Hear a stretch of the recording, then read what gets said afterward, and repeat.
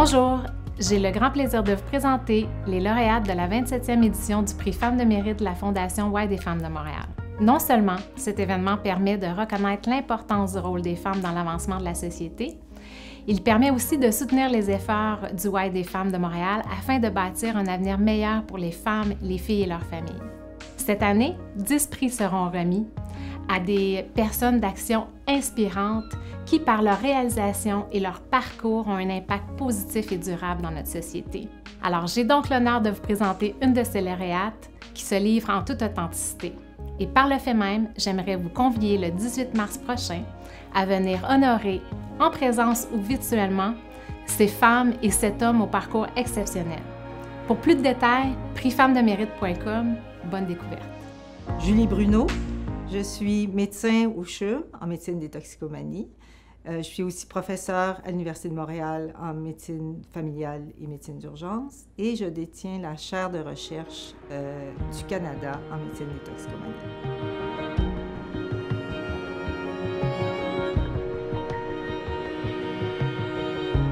Dès le départ, je pense que la première fois que j'ai vu ça, et pour moi c'était assez naturel, une personne toxicomane, c'est d'abord une personne et ensuite elle a entre autres ce problème. Et là, cette personne avait un problème de peau. Et moi, j'ai dit, bien, on va lui prescrire des crèmes de cortisone, ça vaut la peine pendant qu'elle est hospitalisée. Et là, l'infirmière-chef m'a dit, bien non, on ne va pas lui donner des crèmes, ça coûte bien trop cher. Puis, de toute façon, il ne prendra jamais, ces crèmes-là.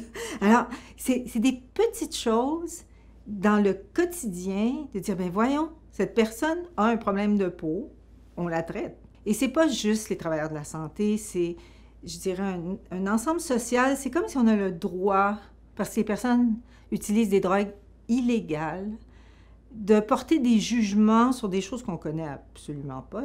Les personnes qui ont des problèmes de drogue ne font pas exprès d'avoir des problèmes de drogue. Alors après ça, ces personnes-là viennent nous voir pour avoir de l'aide et on dit « Ah non, moi je traite pas ça, c'est un toxicomane. » Mais ouais, d'abord, un toxicomane, elle n'est pas définie par sa toxicomanie. Elle est définie par le fait que c'est une personne qui vient de demander de l'aide.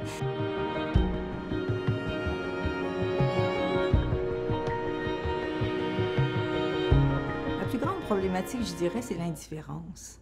Dans le fond, des personnes qui ont des problèmes d'usage de substances, quand ils viennent nous demander de l'aide, il faut écouter ce qu'ils veulent, il faut écouter où est-ce qu'ils en sont, où est-ce qu'on peut les aider, comme n'importe quel autre problème de santé. Mais c'est comme si on a une posture un peu plus de contrôle. C'est peut-être un peu gros, mais je pense que si on voulait regarder ça et voir que ces personnes-là sont en fait des citoyens qui ont besoin d'aide, ça permettrait d'aller ailleurs.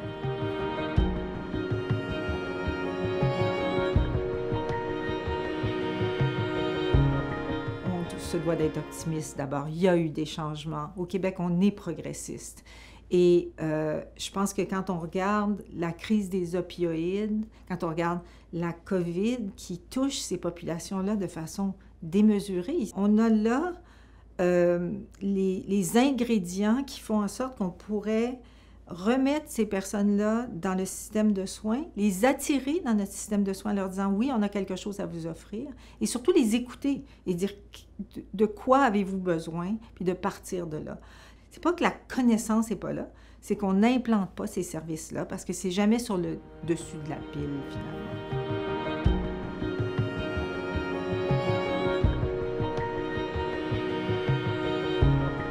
Toute ma vie, j'ai voulu que les personnes qui utilisent des drogues aient des bons services. Parce que c'est tellement plus simple de prendre une position professionnelle où on est dans une dynamique de collaboration puis de communication avec la personne. Et là, on essaie de faire le mieux qu'on peut pour eux au moment où ils sont dans leur vie. Dans n'importe quel changement sociétal, c'est le temps et la persévérance qui fait en sorte que doucement les mentalités changent. Ça a été vrai pour l'aide à mourir, c'est vrai pour plein de choses. Je comprends qu'on est une société qui évolue doucement et qu'il faut pousser un peu.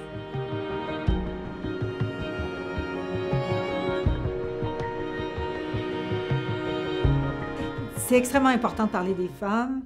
Dans ma pratique, je vois des femmes qui vivent des enjeux extrêmement complexes qui débordent beaucoup de leurs problèmes d'usage et de consommation. Par exemple, des femmes qui sont réfugiées, qui vivent d'ailleurs au Y des femmes. Les femmes sont plus cachées, leurs problèmes sont souvent plus complexes dans leur ensemble. L'enjeu des enfants est un enjeu primordial. Les femmes ont peur de se faire enlever leurs enfants. Et on doit se féliciter au Québec quand même d'avoir des couvertures médicales qui leur permettent d'avoir des soins. Mais on doit aller aussi plus loin parce que ces femmes-là ont vraiment des situations de vie qui demandent des approches pluridisciplinaires puis des approches mieux financées.